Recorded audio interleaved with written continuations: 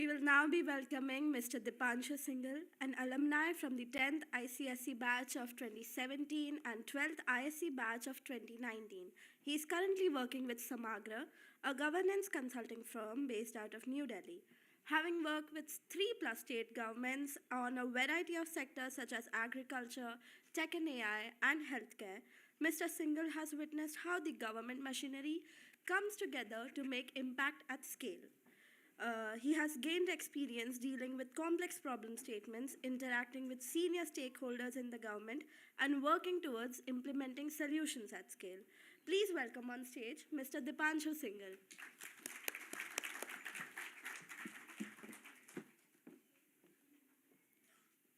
Two monkeys were selling ice cream in front of a school in May. Now, as bizarre that imagery might be, stay with me for a second. Yeah.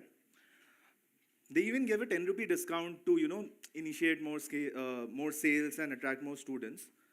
But observing the lack of sales still, the smarter monkey asked the other that, you know what, let's ask the kids why aren't they buying these ice creams from us?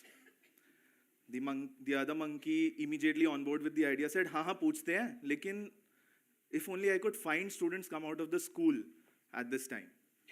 Now the moral that I want you all to take from the story is not just that I'm hilarious, but also notice the curious bent of mind that these monkeys had, despite them being foolish enough to put up an ice cream stall in front of a school during the summer break. Now the theme for today, Jigyasa, also alludes to this fact, right? That one shall not impede their curiosity no matter what the circumstances. Similarly, I feel right from this monkey business to one of the most successful startups in the scene today, Zomato, everybody has reaped the benefits of being curious. Zomato, which you might be scrolling through right now to figure out your dinner scene, started off as a menu viewing app where you can view menus of different restaurants and decide what you want to eat before you even reach the place. Curious about their users' need, what they did realize was that people like you and me don't need menu recommendations. We need those delicacies delivered to our doorstep right now. And hence, the pivot to Zomato that we know today. You might be mistaken if you think that curiosity lies only in individuals or in big corporations like these. In my little experience by far, governments can be one of the most curious entities out there. And working with them on such curious projects is so much fun. You hear the nation's leadership talk about the advent of big data, AI, Internet of Things. It's just all part of these concerted efforts to bring in more innovative use cases of AI and newer technologies into our current life as we know it. The curiosity of how we can make the lives of people better through integrating newer solutions into governance is something that is astounding. I will share an anecdote from my experience of how this advent of AI in governance kind of tinkered my curiosity and also helped me learn a little something about impacting farmers in India. Think of farmer as an entrepreneur, right? Like an entrepreneur, they also have to make several decisions to kind of ensure profitability in their day-to-day working. Now, these decisions are dependent on a lot of variety of information, right? They need information about which schemes to apply, which seeds to sow, pest laga hai plant mein, to usko kaise treat karna hai, weather-related dependencies, where do I get loan from, what is the price of my crop, etc. Where do they get this information from? Well, their primary touch point is the village-level extension worker. These extension workers are basically employees of the government, field-level workers, who generally have a master's or a bachelor's degree in agriculture and some practical experience of farming.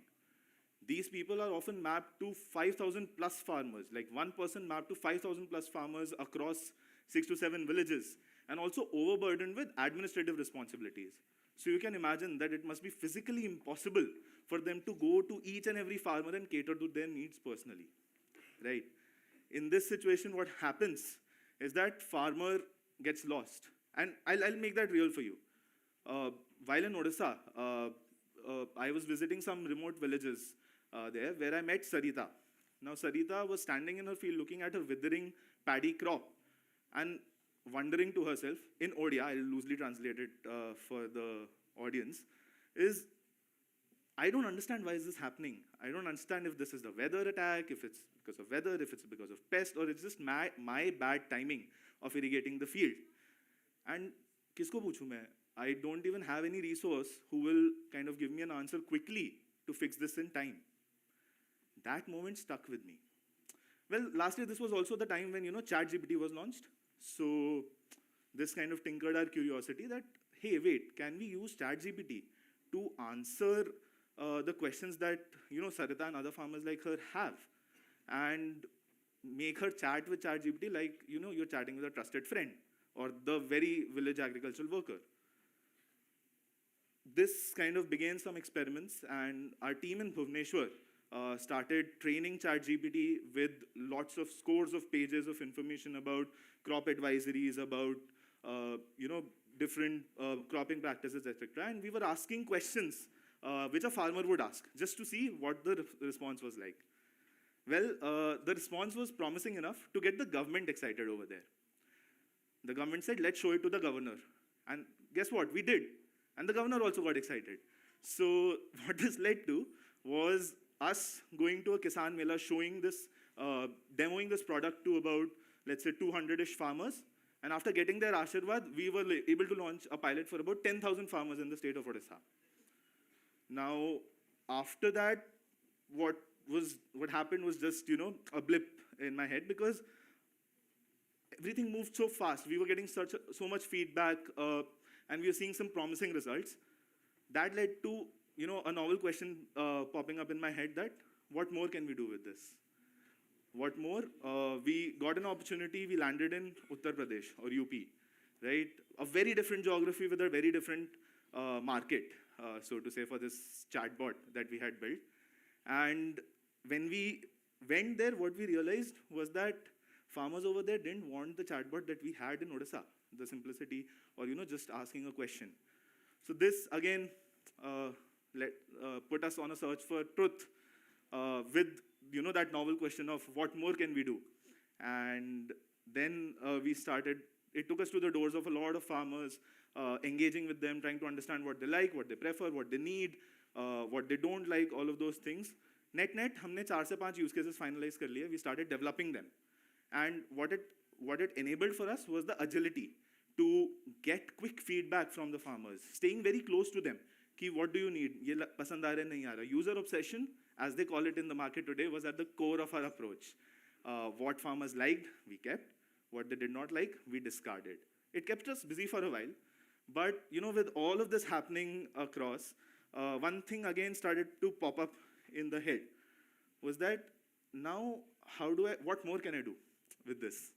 And that is when we thought that in Odisha and UP, while the state context was different, the macro problem of giving advisories remained largely the same.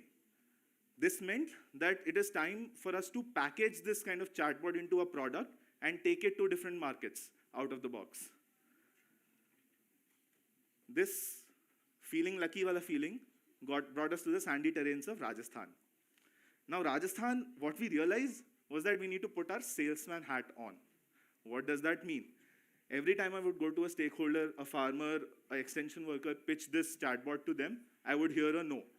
And it almost became a second nature to ask, अच्छा क्यों नहीं? ये मना कर रहे हो तो क्यों नहीं कर सकते इसको नहीं करना तो क्यों नहीं कर सकते? What that led to again was a lot of learning. We realized that, okay, this time not maybe just the UI, but also the back end of the product needs to change. We need to deploy it in very different settings, very different places, test it out with different kind of LLMs. Maybe ChatGPT is not the best option always, right? So all of those learnings started to build for us, and that is how we kind of refined the product. We acted fast, but at the end of the day, we were just a bunch of chill guys who wanted to deliver personalized and customized advisories for farmers. Connecting it back to the monkey business that we talked about earlier, we were just curious. We did not, despite the circumstances. What more can we do was a risky question to ask in the government, because then they think that you don't know anything and you don't know what you're doing. But well, that risk kind of enabled us to be fearless, to be limitless, and to be agile, right? And that is what the crux of our learning was. Now, having written, this talk down, I was also curious. I was like, what would my audience think about this? And like any self-respecting, a little tech-savvy adult would do, I asked ChatGPT about it. And here's what it said. ChatGPT, the response was, your audience would be curious. Your audience would be thinking about, okay, why is this guy talking about AI and agriculture and governments on a random Friday evening? But they'll also be simmering with curiosity of why did he begin his entire story with a story of two monkeys selling ice creams? And well, isn't that what the objective of today was? To simmer your curiosity. Thank you.